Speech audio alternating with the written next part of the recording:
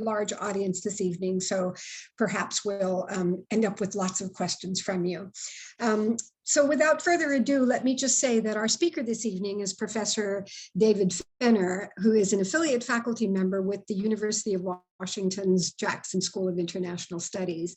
He teaches courses in Russia, Eastern Europe, and the Middle East. From 2000 to 2007, Professor Fenner served as the Assistant Vice Provost for International Education at the University of Washington. He's currently the lead presenter for the federally funded Bridging Cultures program, a series of professional development workshops for K-12 teachers and first responders who work in communities with large immigrant populations. Excuse me, Professor Fenner and his spouse are former Peace Corps volunteers to the country of Oman, where he later became the founding director of the World Learning Center in Muscat, Oman. So welcome, Professor Fenner. Thank you very much for joining us this evening. The mic is yours.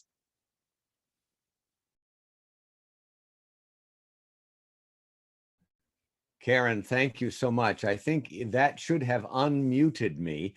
Now let's just see if I can adjust my screen a little bit so that I can see what I'm doing. How's that?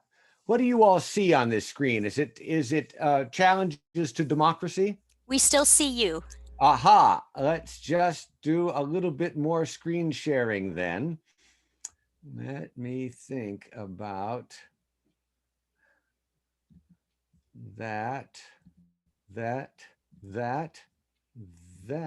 How's that? Fantastic. Excellent, good. With Amy's help and with Karen's wonderful first invitation and then introduction, I'm delighted to be here. None of us, when we set this topic up 2 or 3 or 4 months ago, had any idea that it would be as topical a program as it has turned out to be, or as topical a topic as it has turned out to be. And part of our response in this day and age is to do exactly what we are all doing right now, and what the World Affairs Council in Olympia and all across the land has raised to an art form, and that is to get people in the community together to share ideas and perspectives and opinions with each other about things that really do matter, things that matter in our societies and in the world at large. And so as I'm delighted to be here just to sort of start that conversation rolling. And then hopefully during the question and answer period, you'll all have a chance to weigh in with a good question that will illuminate some aspect of what we're going to discuss tonight. As Karen mentioned, I've had occasion to live in the Soviet Union and in Yugoslavia and in a sultanate in the Middle East. And in all 3 of those places, it was an experience particularly challenging in some ways, because I'm so used to all of those basic freedoms that we as Americans enjoy: the freedom of speech, the freedom of religion, the freedom of assembly, an impartial judiciary. And in almost all of those cases, none of those rights actually existed. They were places where, to put it succinctly, the government wrote all the newspapers. And so I am delighted to be able to take some of my own experiences in those places around the world and mix them together with some historical observations of the 20th century in particular, and then come up with, toward the second half of our time together, come up with some practical applications of ideas and strategies and steps that we can all take, because it is clear, I think, from history and from what we are observing today, that democracy needs to be continually safeguarded, to use Harry Truman's phrase. It needs to be watered and nurtured and protected, because it is not a state of nature. If we look back in history, it turns out that the vast majority of time that we humans have been interacting in social and civil ways, it has been under forms of government that were far and away not democratic. So we are living in something that is precious, is rare, and needs our good care and feeding. With that, let me reinforce this notion that Amy has just suggested, that if you've got a question, go down to the chat box, type it in, and hopefully we'll have time to get to as many of those as possible. The other thing that we recognized over this last 6 or 8 weeks was, in my opinion, the body politic has taken a body blow. And it occurred to me as I watched the events, particularly of January 6th unfolding, that maybe we should resort to the lessons of history and be able to take advantage of the scaffolding that history provides to give us an idea about how to proceed from here. It wasn't just in Washington, D.C. that we too have had challenged gatherings where it seemed like our rule of law, our civil society was in jeopardy. So right here in Olympia, you'll see people who have brought weapons into the state's capitol in a very threatening way. All of this suggests that the issues are real, and the time is now for each one of us to take some steps to safeguard that democracy. I suspect that many of you, like me, grew up in a family where there was this marvelous rainbow of books on many of our shelves, the extraordinary breadth of Will and Ariel Durant's scholarship about the history of civilization, going as far back as 2,000 or 3,000 years ago. And it was those books that started to make me not only recognize what the sort of default mechanism for governing ourselves was over the centuries, but also, again, how precious living in a democracy is. You may also know that toward the end of their writing career, Will and Ariel Durant wrote a little book, a tiny little volume called The Lessons of History. And it seems to me that that might form even a better title for tonight's conversation with you all than Challenges to Democracy. I think we can look back and get a really good idea of what we need to do and where we need to go. Another help in that process is it comes from a Yale professor named Timothy Snyder. He's an historian of the 20th century, largely European history. He looked in particular at the growth of the fascist movement in Italy in the 1920s, the Nazi movement in Germany in the 30s and 40s, and in the rise and spread of communist control over Eastern European and the Soviet Union from the 40s to 1989. Tim Snyder has written this book, and I just have to show you my dog-eared copy of SAME that I carry with me all the time, and I do this in one pocket and our Constitution in my other pocket. It's great reading while you're standing in line for this or that.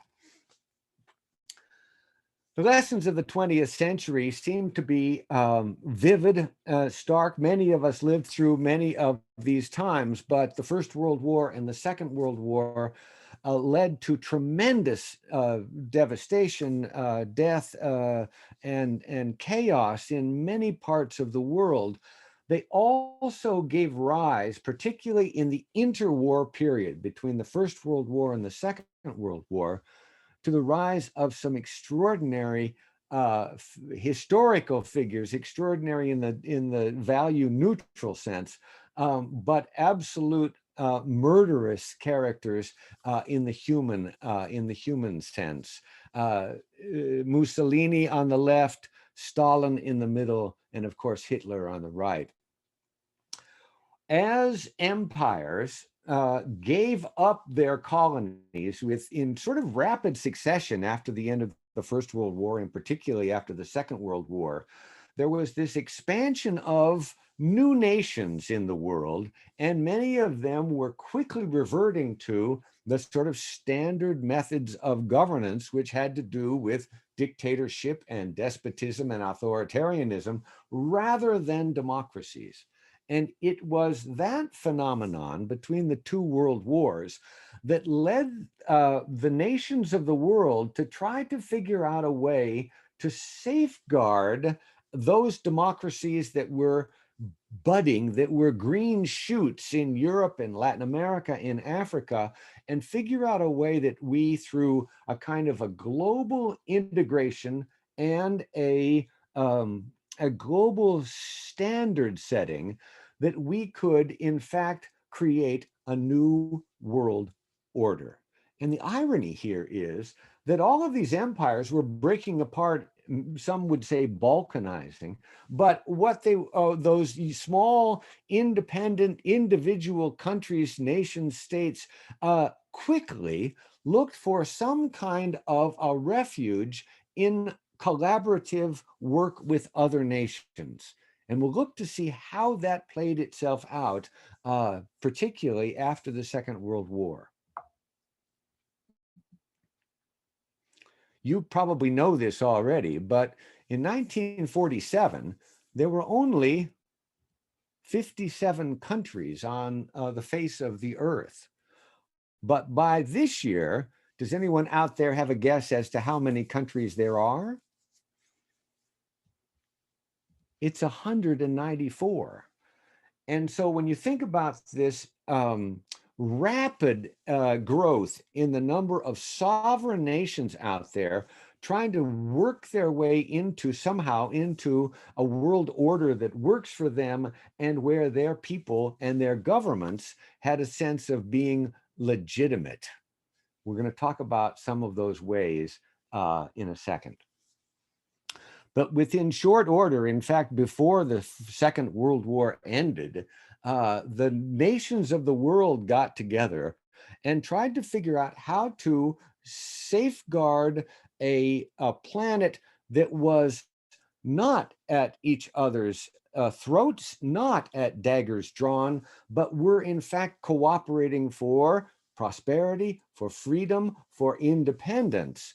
The first one of those gatherings was at Bretton Woods in New Hampshire in 1944, even before the Second World War ended. The Potsdam Conference at the end of the Second World War created Europe as we knew it during the Cold War period, where the Soviet Union under Stalin swept in and took major control over Eastern Europe. The Western nations did pretty much the same thing on the Western side of Europe. And that became a kind of tense modus vivendi in Europe for all the years until the dissolution of the Soviet Union in 1991. Another effort at that integration was the Treaty of Rome, pictured here on the top right. Treaty of Rome was a gathering of 6 of the surviving nations of Europe in 1957, where they planted the seed and laid the foundation for what would become the European Common Market, the European Union, and that all began in 1957. Again, independent nations now all sort of seeking an association with nations in the neighborhood with which they could collaborate, cooperate, sometimes compete, but particularly where they could do commerce and business together, and eventually where they could seek mutual security guarantees. All of those gatherings contributed to something that we've sort of, as a way of shorthand, start to call the New World Order. This is a New World Order after the Second World War. And it had 5 basic pillars that you all know. If we were sitting in a room together, we would brainstorm what exactly it meant in that post-Second World War era. And how is it that these nations were able to live in peace and some level of tranquility? The first pillar was one that emphasized the importance of facts and rules, and that the nations of the world actually gathered together in several different times and places to create a commonly understood set of metrics, a set of analytical tools, and set of reports that they would all consult, that they would all contribute to, and that they would all then use as the basis for their policies. The second pillar of the New World Order was that it was institution enforced. As we'll see in a minute, the world created all sorts of institutions to help those rule-based decisions find more permanence by having institutions that supported them. To a large extent, the New World Order was free trade oriented. There was a large move afoot to eliminate tariffs between and among nations so that the goods and services of the whole planet could circulate as freely as possible. It was also alliance-based. We all remember the sort of alphabet soup of alliances that developed in the last 50 or 60 years. NATO, of course, SEATO, the Southeast Asian Treaty Alliance. Many of these groups of countries got together to work on a kind of a regional security and a regional prosperity. And finally, to the greatest extent possible, there was a commitment after the Second World War to democracy, to civil rights, and to human rights. And it was the default response from the world's nations to make that happen. Now, of course, with the Soviet Union being a member of this New World Order, their definition of and commitment to democracy and civil and human rights was questionable at best.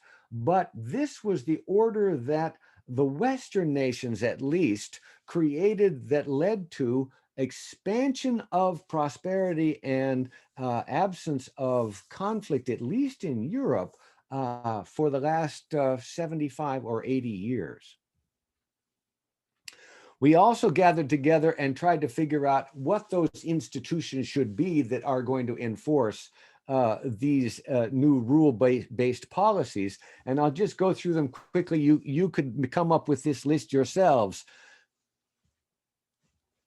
Anybody needs me to read these, I'm happy to do it. The World Bank, GATT, the General Agreement on Tariffs and Trade, and the International Monetary Fund were all outgrowths of that Bretton Woods conference in 1944. The European Common Market that I mentioned, but then a whole series of outreach efforts to make the world again as safe and secure as it could be. The Nuclear Non-Proliferation Treaty, all those SALT and START talks that we remember the Soviets and the Americans entering into, all of those UN organizations.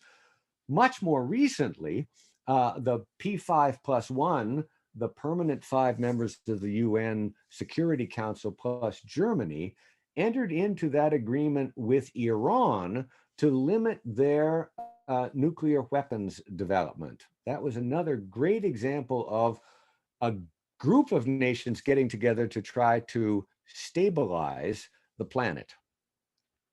The Paris Climate Accords, 100% of the world's nations signed on to the Paris Climate Accords. Not all of those nations stayed in the agreement, but they all signed on to begin with. All of these are examples of nations trying to figure out how to regulate the activities of individual nation states that were relatively a new construct in human endeavor. But while those were all significant developments, and they were all heartfelt and well-meant, they didn't all work. And it turned out that in some parts of the world, some would say many parts of the world, that whole system, that world order, began to deteriorate. And it began to deteriorate when there was a growing number of countries where there was expanding inequality, insecurity, either personal or economic or health.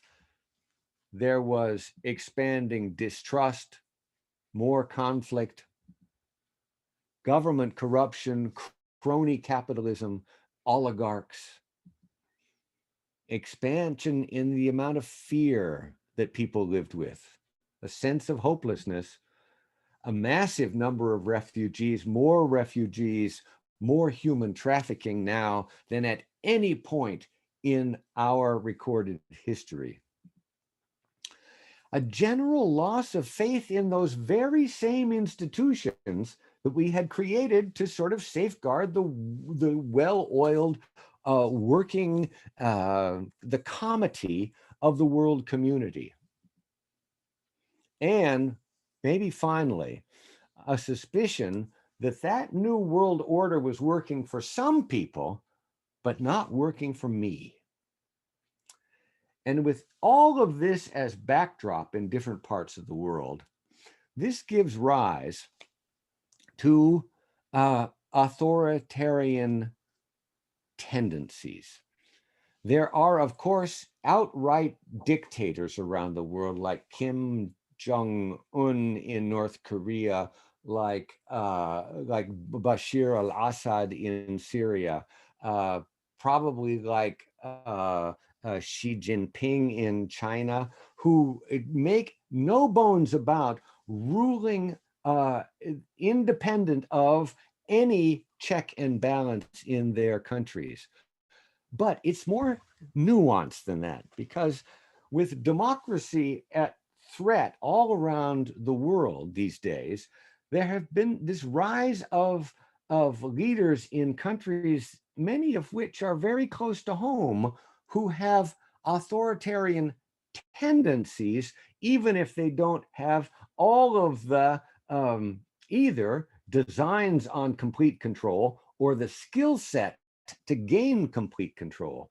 And you will recognize leaders with those tendencies, keeping in mind that in many cases, as Tim Snyder would remind us, those dictators from the 20th century were people who were initially democratically elected. It happened in 1922 with Mussolini in Italy, in 1932 and 33 when the Nazi Party took control of the German Reichstag, in 1946 when the communists took control of Czechoslovakia's government. Those were elected officials who quickly developed and expanded their autocratic rule at the expense of the people whom they governed. And so some of these leaders that you're about to see on this page were in fact people who were democratically elected, but then expanded their powers and diminished the powers of the people who elected them. And I would include several of our allies around the world in this list. I would even include people who are from here. If you need me to identify these people, that is Recep Tayyip Erdogan in Turkey, of course, Donald Trump, Boris Johnson, Narendra Modi in India, Bibi Netanyahu in Israel, Mohammed bin Salman in Saudi Arabia, Xi Jinping, whom I've mentioned, in China, and the absolute paragon of this dictatorial leadership that was initially elected is, of course, Vladimir Putin in Russia. All of those growing inequality, growing despair, growing fear, growing insecurity are fertile territory in which despotic or potentially despotic rulers love to fill that void, to come in and say, the system didn't work for you, I am your man. Only I can solve your problems. Only I can make Russia great again. There's another problem with authoritarian rule that the 20th century told us about, and it will allow me just to take a drink of water and give you 60 seconds just to watch what happened between 1939 and 1943 to that blue area on your map, which was Germany under the Nazis. 1940.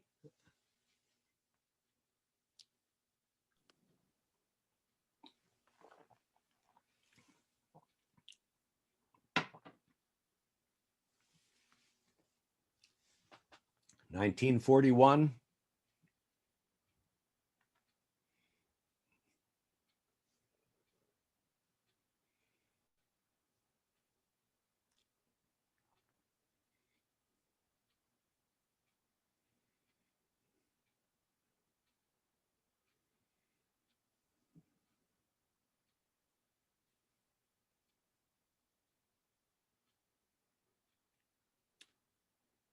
1942. Hitler had this notion that he needed, and the great German people needed Lebensraum, room to live. They needed also that lush territory of the Ukraine to grow the food that the Third Reich needed. They also needed those oil resources around the Caspian Sea. And they're turning on the Soviet Union, with which they had a peace agreement that Hitler and Stalin entered into in 1938. They turned on the Soviet Union, invaded them, which probably led to their eventual defeat. The problem with that growing authoritarianism, though, was that it wasn't just colors on the map. It was tens and tens and tens of millions of people who died, were wounded, were displaced during that horrific decade of the 1940s. This all leads me to look back on that period and say, well, what can we each of us do in order to make sure that we are keeping this precious democracy as safe as possible? Our founding fathers give us some indication of this, not only in that pocket constitution I have, in the Declaration of Independence, in the Federalist Papers. All of them gave us a great deal of information about how they needed and sought to build a system that would protect us not so much from foreign enemies as from domestic enemies. Each of them thought, according to their writings, Hamilton, Madison, Jefferson, Adams, even Washington thought that it wasn't going to be the British necessarily that were going to cause this new young republic to fail. It was going to be despotism that grew up from our own ranks. And Thomas Jefferson had this marvelous quote: all tyranny needs to gain a foothold is for people of good conscience to remain silent. Every one of our founding fathers had expressed a similar sentiment at some point in their writings. Of course, what we can all do is reinforce our commitment to these 5 basic pillars of the New World Order, but that is so abstract. I mean, what does it mean for me? What am I going to do as a citizen to do that? And so We can do all those things, but we can do them individually, independently, and we can have an impact by doing them. The first thing we can do is vote. Don't ever consider passing up an election, even if it's the local election or the primary or for the school board. For God's sakes, the school board is important. We'll find out how in a minute. These are lessons from the 20th century, lessons that Tim Snyder writes about so compellingly On Tyranny. In 1946, when the communists, the Soviets, were in occupation of Czechoslovakia, independently of the governments, both the Soviet and the Czech governments, merchants started putting these proletariat of the world unite signs in their shop windows. They did it without anybody ever asking them. They were conforming in advance. And it's one of Snyder's main points that we facilitate the authoritarians to take control over more and more aspects of our lives. Don't conform in advance. Speaking of the Czech Republic, there was a young poet in 1968 who was arrested 9 times in that year alone by the Czech authorities. Of course, it was Václav Havel. And within 21 years, he was the president of the country. And so another piece of advice for all of us as citizens is take the long view. Things might very well turn out in the long run to be as we hope they will be. Another lesson from the civil rights movement in the United States.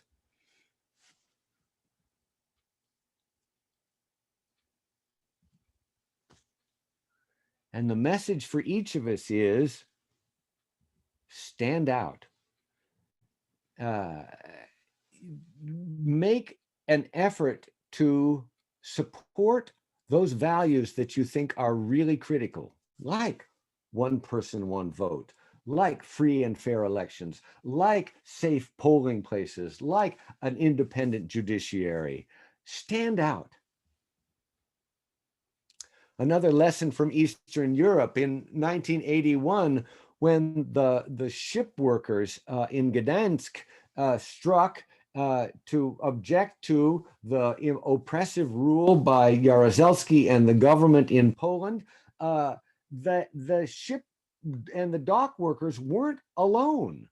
Pretty soon the students were with them. Pretty soon the lawyers were with them. Pretty soon the farmers were with them. Pretty soon the factory workers were with them. And it was at that moment that they had achieved the solidarity that we know of as their name. Work with others to make sure that you can maximize, raise the impact of your actions. Here's one you're going to have to work a little bit at trying to figure out what the lesson is here. But it is a truism in authoritarian governments, as I said, that they wrote all the newspapers, they controlled all the television and radio stations. And one of the lessons of the 20th century is that our fourth estate, the world of journalism, really needs our support. And not just reading these marvelous newspapers online or in hard copy, but let me put these two up just to remind you of something that we all should be doing. And the suggestion here for each of us is pay for good journalism. Good journalism will disappear if it doesn't have the financial support from all of us. So another thing that each of us can do is go out and subscribe to a newspaper in a city you don't even live in, just to give it the lifeblood it needs to survive and continue to do that local journalism that is so critical. Did I mention voting? I think voting would be a good idea. Here is another one that you're probably going to have to struggle a little bit to figure out what the lesson is here. This is the symbol of the U.S. Chamber of Commerce, the American Institute of Certified Public Accountants, the AMA, the ABA, the American Bar Association. I put that up here because in Germany in the 1930s, each one of these American organizations had an analog in Germany. And every one of them, one after another, knuckled under to the pressure of the Nazi regime. The industrialists started making things for the Nazis using slave labor. The accountants made it possible. The Bar Association, many of the lawyers in Germany became prosecutors for the Nazis. And as we all know, the Medical Association in Germany was doing experiments at the behest of the Nazi regime on prisoners, on slaves, on people in concentration and extermination camps. The message here is every one of these organizations has a set of professional ethics, as they did in Germany in the 1930s. And in this case, if you're a member of any one of these organizations, adhere as closely as you can to the set of ethics that they have prescribed for their members. These are all different groups of people that do different kinds of things politically, socially, educationally in our societies. Join one of them, join 3 of them, associate, because you're going to maximize your impact, your input, if you've got more and more people that are doing the same thing with you. The World Wildlife Fund always gets my support because of that extraordinarily cute panda at the bottom there. You may remember back to our pillars of the 5 pillars of the world order, the institution enforced pillar. Each of these institutions, whether they're educational or judicial or municipal or scientific, every one of these institutions is at risk if we let it be. But if we join it, if we contribute to it, if we volunteer for it, we can adopt these institutions and support them. And institutions, as we discovered on January 6th, are critical to our surviving any of that authoritarian tendency that there is, I'm afraid, in the human spirit. And almost done here. I have another notion that there are some wonderful candidates out there that could use our support. This is Larry Krasner, a Republican running for district attorney in Pennsylvania. Kristen Sinema, the senator from Arizona. Larry Hogan, the governor of Maryland. Lina Hidalgo, the heroic head of Harris County in Texas. All of them run for re-election, and all of them are people of conscience who can look across their partisan hedge and see what really needs to happen out there. And I think if we can identify who these people are and then provide them with our support, that this nation will go a long way to healing. I put down at the bottom here the logo of a school district near and dear to all of the people in Olympia. And that's because not only could you find a good candidate out there to support, you could be a good candidate out there and get support from other people. And if I could line up a whole new school board in any school district in America, another of the lessons that I would suggest we have learned from the 20th century is let's reinstitute civics instruction. That may sound like I'm an old-fashioned kind of a guy that thinks people should really understand something about their government and the three branches of government. I am that old-fashioned guy. Civics are critical to an informed populace making informed decisions, and woefully, too many school districts have dropped any discussion of civics from their curricula. Did I mention voting? I think voting is a really good idea. An example of why it's a good idea was in Turkey in 2019. A candidate who was not a part of Erdogan's party, not a part of the AK party, the Justice and forgotten what it's called, the AK party, the opposition candidate ran for the mayorship of Istanbul and won handily in that election. And at that point, Erdogan, who had appointed all the members of the electoral commission, had each of those members obliterate the results of the March 2019 election and call for a redo. Let's have another election, because Erdogan pressured them to say, because we're just not sure if there were irregularities or if there was voter fraud, and we need to have another election. Well, they did have another election, and the 5% victory by the opposition candidate became a 10% victory by the opposition candidate. Elections really do matter. And finally, a picture of two people you probably recognize, and two people who really like each other, though they don't share one political viewpoint in common. They object to virtually every bit of the political perspective of the other, and yet they really like each other. Well, these two, like the best of all, they like baseball.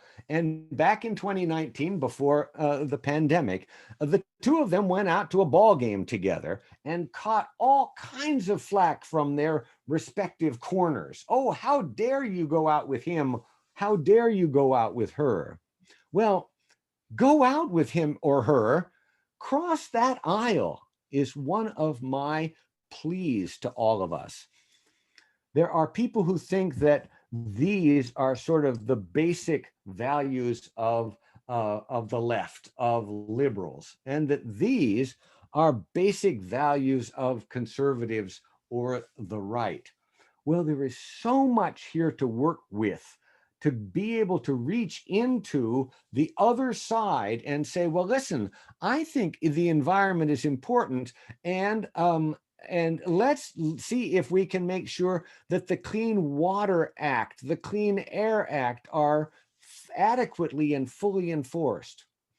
I think that we should welcome people from around the world, because we are all refugees, immigrants from somewhere. And you think that family is extraordinarily important.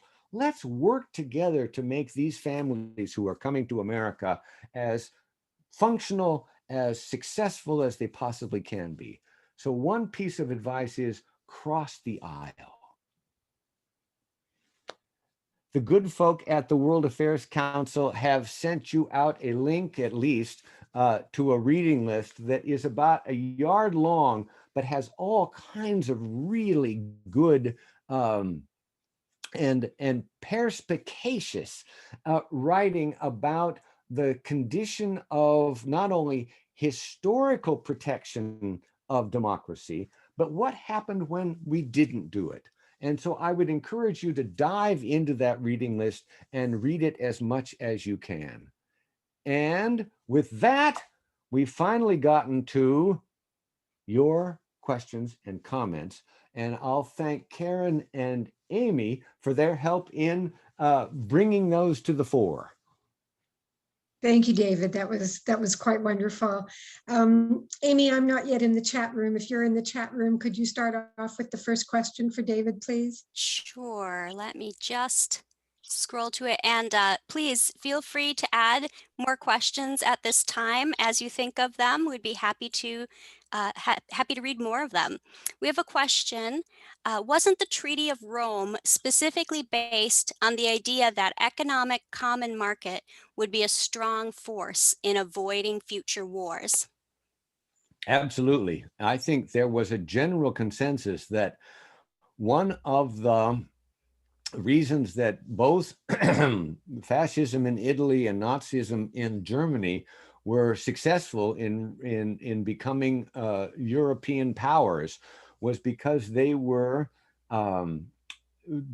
grown in that condition where there was tremendous inequality, tremendous poverty, tremendous despair, and that those autocratic rulers appeared on the scene and said, hey, you've gotten the short end of the stick here. You are living in poverty. You are living without hope. If you join us,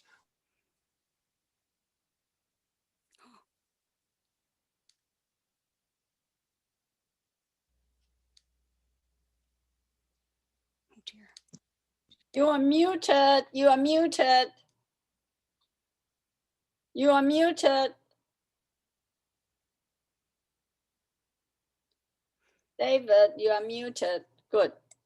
Sorry, Now- we lost you for a minute there, David. I'm not sure what happened. You I got was muted. getting worked up. When did you lose? Yes. Anyway, poverty is We lost you here. poverty is definitely one of those breeding grounds for authoritarians to come in and take control. That happened with Mussolini in Italy. It happened with Hitler in Germany. And to the extent that the Europeans recognized that, then that move to enter into a common market with initially those 6 countries that had survived the Second World War, but in economically devastated ways, it was the hope that they could create a level of prosperity where Nazism, fascism, communism wouldn't have any sway or appeal to the common man or woman. It's a good question. And so next we have a question from Emeritus Professor Tom Rainey of the Evergreen State College. One feature of the Bretton Woods was standardized monetary controls across the world. With Reagan and Thatcher in the 1980s with banking deregulation, we now have globalized capital. So what is your perspective on the deregulation of capital and its impact on democracy? Wow. That sounds like a full semester long course that Professor Rainey has probably could teach us all at a future World Affairs Council event.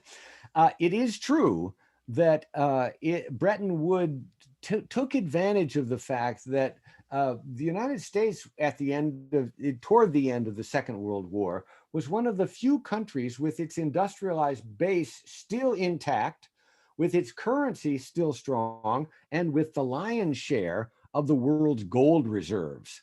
And so we at Bretton Woods pegged the dollar to the gold standard, and that gave the United States a tremendous leg up in its competitiveness in doing work, business, trade, investment around the world, because we were sort of sitting on a mountain of gold. As Professor Rainey has suggested, though, with changes over the decades with Margaret Thatcher and Ronald Reagan and moving away from that, I haven't given enough thought to what the long-term implications of that are for our democratic experiment. But I would love for him to write an article or an op-ed in a well-funded local newspaper so that we could get a good sense of where we might be going because of the deregulation of our monetary system. Okay, thank you. So the next question, maybe a long comment for you to comment on. There seems to be a trend of nonprofit journalism, such as Crosscut, which I believe in supporting. I have trouble with the idea of supporting newspapers when they are not impartial because they represent the views of the owners and the aim of them is to make money. Would you like to comment on that? That's good. The United States has had, over the decades, something called the Fairness Doctrine. And it went away, actually, under Ronald Reagan, when more and more news outlets and infotainment networks grew and started taking on specific political viewpoints. This is an anomaly in the world because if you look at Great Britain, you can go outside the train station in London, you can go past a newsstand and there are 12 newspapers there. And if you stay in London long enough, you'll learn that each one of them represents a different political opinion and perspective. And so some people always buy the Guardian, some people always buy the Financial Times, some people always buy the Independent. The best approach, to my mind, is if you normally read the New York Times, read the Wall Street Journal every now and again. If you normally watch MSNBC, watch Fox News every now and again. You may not agree with the viewpoint, the opinionation of that outlet, but it'll give you a chance to better understand what people are thinking in another part of our universe. One of the real challenges that the modern era has, I'm afraid, is the social media that allows us to sort of go into one branch of the echo chamber, not echo, and stay in it and never get out of it long enough to try to understand what is going on in another sphere of understanding. And sadly, and I don't think Mark Zuckerberg or the Google boys envisioned that this would happen, but it hasn't contributed to our understanding expanding so much as our polarity increasing. And so my advice would be not to avoid a newspaper that has a particular outlook, but to, in fact, read a newspaper that you may not agree with. You don't have to do it all the time, but spend an hour a week watching the other side of a debate to try to understand where people are coming from. A comment and then a question from our immediate past president of the Thurston League of Women Voters, Sandra Herndon, leaves a comment that thanks largely to the work of the League of Women Voters, the state of Washington has adopted a requirement of a civics class for high school graduation. And she directs you to the League of Women Voter website for some of the coursework that is downloadable for free. So Sandra, thank you for that comment. And then the question is, do you think the fact that we have only two main political parties is a good thing? You know, it's a great question, and there's been a lot of commentary and debate on it. If you think the two parties are both wrong, where do you go? If you go to a third party candidate, like Ralph Nader in the year 2000, as many people did, particularly in purple states, you might end up making a good vote for a person whose platform you support, but think that the consequences in what is largely a two-party system is that one or another of the two-party candidates is going to get fewer votes, and that might allow the other one to win. This happened when George Herbert Walker Bush and Bill Clinton were running against each other, and Ross Perot was in the mix. He took 18% of the vote in that election, and Bill Clinton won the presidency in 1994 with a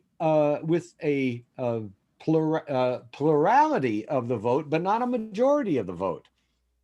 And it was because of Ross Perot's appeal. So the history of third-party candidates or multiple party candidates, the history in the United States is a pretty mixed bag. On the other hand, there are countries around the world, thriving democracies, that have 4, 5, 6, 7, 8, 9, 10 different political parties are represented in their usually parliamentary systems. And who knows, that might be a better and more actually representational way to get different viewpoints into your government. So it's a great question. I wish I had a definitive answer, but it makes me think about all the times when I voted for John Anderson, but I would have voted for Jimmy Carter had I not voted for John Anderson. So the next question is, how is it possible to authenticate the sources of information to the masses in order to avoid the destructive nature of propaganda? Yeah, good one, good one.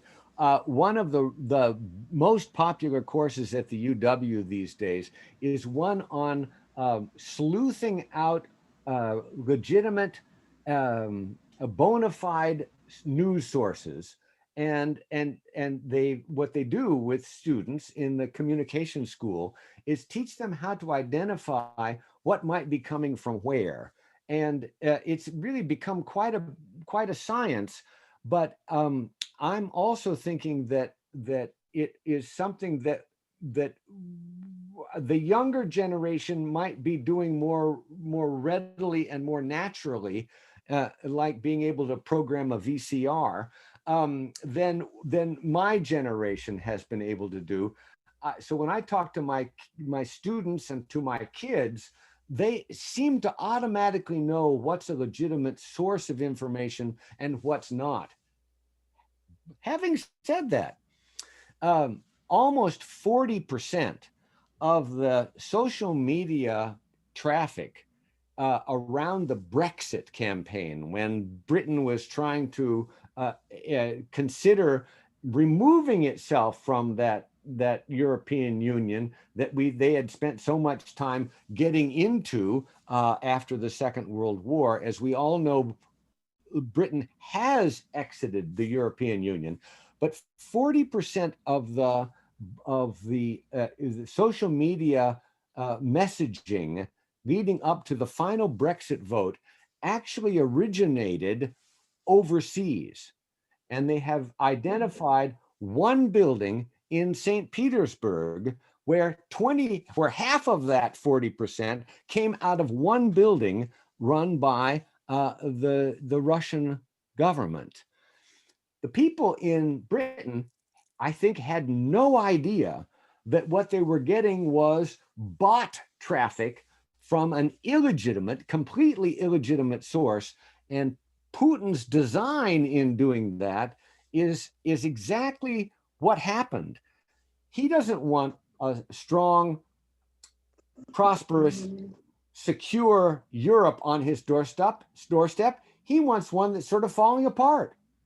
And so a lot of money went into Nigel Farage from sources tied to Russian oligarchs at encouraging the Brexit campaign. And it's that level of interference that's hard to track down when you think that this news story is a legitimate one, but it in fact may not be.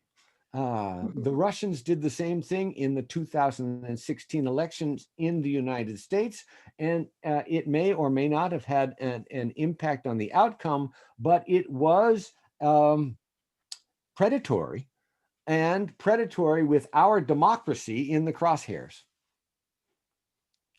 And David, that leads very nicely into the next question. Do you see a bright side in the tremendous power of social media in creating and spreading misinformation that I'm sure was used at other times? I'm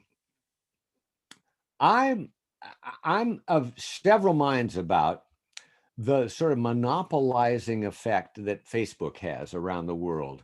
Facebook contributed in very meaningful and positive ways to the uprisings in the Middle East that we call the Arab Spring. Facebook was the way that people at a sub-government level were able to communicate with each other and say, let's all go down to Tahrir Square on January 25th and demonstrate against the Mubarak regime. So it's sort of a two-edged sword in many ways. It can also be used to absolutely cloud the issues by throwing out an absolutely ludicrous set of alternative facts that might cause people to end up believing nothing. And again, if people say, well, you can't trust this source, you can't trust that source, everybody's lying, everybody's got a position, I just don't know, I just can't make up my mind. When you've gotten somebody in that state of mind, you have pretty much denatured him or her as a voting member of a society, because they then have lost their connection to what we considered to be those facts, that the rule-based aspects of that world order. As one philosopher said, if you don't believe that anything is true, then you are ripe for the plucking by the next dictator to come to town.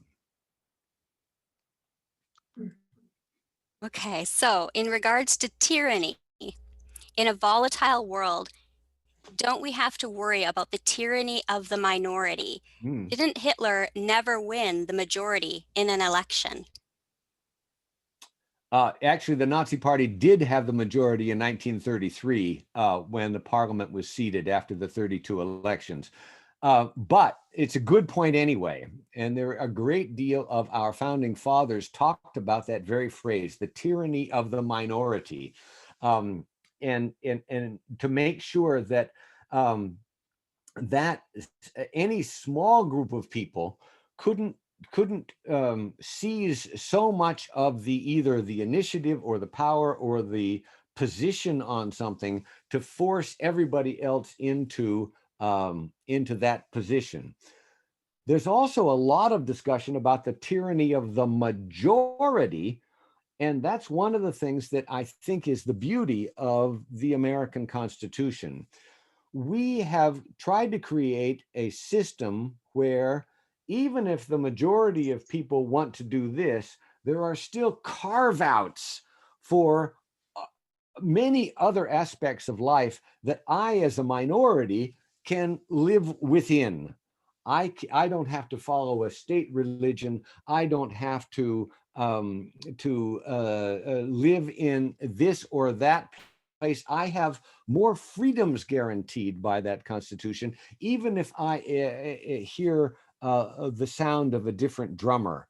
And I think that that's one of the beauties of the American Constitution as written 240 years ago. How did they know that that was going to be important to protect first the minority, to make sure that she or he could believe what they wanted to, but also make sure that the majority was not domineering in any way.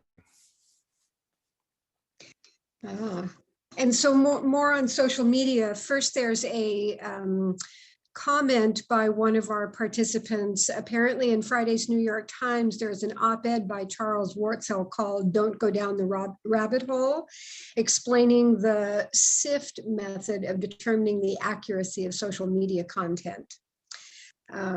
And then the question about that is the growing concern about the corrosive impacts of social media on democracy. How should our government institutions regulate or structure social media? Well, as I started to mention about Facebook, and before I started talking about its positive aspects, particularly in the Middle East, there's a negative aspect in having so much control over so many people and access to their inner sanctum, as it were, through Facebook by one company that is not democratically elected and that is controlled by a relatively small number of people. it has led some people to suggest that those antitrust laws that we have been using for 140 years may need to be used on Facebook, on Twitter, on Google, so that those organizations are not monopolies of information in the same way that John D. Rockefeller had a monopoly over oil and oil refinement 110 years ago. We use those antitrust laws to break up Standard Oil, and for good or ill, it may turn out, but it may be that we need to recognize that there really is a danger in monopoly power in the hands of so few people. And particularly given the sort of algorithmic intrusiveness of Facebook, it really represents a lure, a shining bauble for despots and autocrats who want to interfere with our civil discourse. It really gives them an in to suggest that there are pedophiles that are selling children in the basement of a pizza parlor in Washington, D.C. And if they say it enough times in enough ways and it comes at you from enough different directions, some level, some number of people are going to start to believe it. So David, I think we have our final question and a correction to note. The previous question at the beginning of this session about Bretton Woods was actually Nina Carter's question, not Tom Rainey's, so she'll be writing the op-ed. Good. Nina asks a follow-up question to her Bretton Woods question. Have you read Jonathan Hopkins' book, Anti-Systems Politics, about the rise of political parties against the New World Order institutions? He describes the institutions, like Bretton Woods, and how they are no longer serving most people. Control of global capital is a fundamental institution that needs control, but is not. I have not read it. I've just written down the author's name was Hopkins. Yes. Mm-hmm. Yes, Jonathan Hopkins, Anti-Systems Politics. I'm going to look for it. I thank you for that recommendation. It is a way beyond my understanding of sort of basic economics, but it is an intriguing period of world history when people were trying to gather together into a system that would work, the greatest good for the greatest number. So I'll be interested in reading that. Before we go, I have a short benediction that I'd like to just throw up on the screen for people to consider. And that, of course, is from John Lewis, who died this past year in his 80th year, congressman who was renowned for his wisdom and for his ability to reach across the aisle, for his ability to get into good trouble, as he said. But he also said this, and I'd like to leave this with you. He said, democracy is not a state of nature. It is an act. Make this message plain, make it simple, make it sing, and for the love of God, please vote. And with that, I want to thank you all at the Olympia World Affairs Council for having me, for engaging with me in this important discussion. Take good care, keep on thinking, keep on discussing all of these important issues. And many thanks for having me. Thank you, David. Thanks, David. David. I hope you can hear the pause. So don't forget to join us again next month on the third Thursday for our March program. And thank you all for joining us this evening. This is the first time this has ever happened. We actually maxed out our audience tonight. We had 100 of you check in, and the rest of you, I hope you'll watch the recording. Thank you and good night. Thank you, Karen.